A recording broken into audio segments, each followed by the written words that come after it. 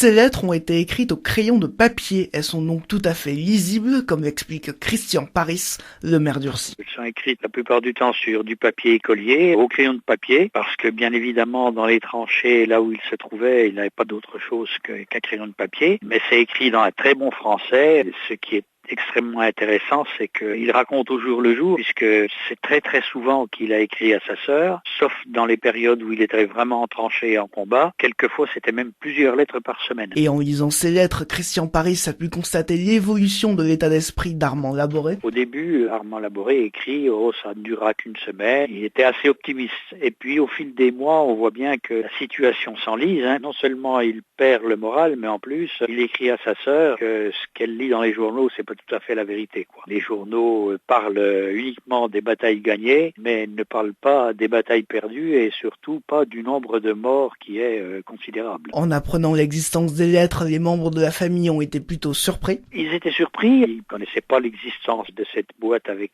ces lettres. Leur grand-mère leur en avait jamais parlé. Et en plus, leur grand-mère ne leur avait jamais dit qu'elle avait eu un frère qui était tombé à Notre-Dame-de-Lorette pendant la guerre. On ne parlait pas de ces questions-là dans les familles. Et ces lettres leur ont permis de comprendre des choses sur leur famille. Ça leur a fait comprendre pourquoi Lucie Arbinet avait appelé son fils Armand. C'était en souvenir de son frère qui était tombé à Notre-Dame-de-Lorette. Et pourquoi elle a eu autant le souci de le garder auprès d'elle. Armand Arbinet, le fils de Lucie, ne s'est jamais marié. Il est toujours resté auprès de sa mère. Et il semble bien que la perte de son frère, qu'elle aimait beaucoup, avait énormément marqué Lucie Laboré. Avec la découverte de ces lettres, Christian Paris a monté une exposition sur la Première Guerre mondiale. C'est une exposition que j'avais faite donc pour présenter aux gens d'Urcy et c'est moi qui l'ai emmenée à Remilly-en-Montagne de façon à ce que les habitants de Remilly-en-Montagne puissent la voir. C'est une exposition qui est faite avec des documents nationaux et départementaux de la guerre 1914-1918 mais qui est surtout consacrée au parcours de Armand Laboré et avec des lettres que j'ai tapées à la machine. Ces lettres sont également numérisées au sein des archives départementales. Pour le BFC Info, Hugo Sastre, RCF en Bourgogne.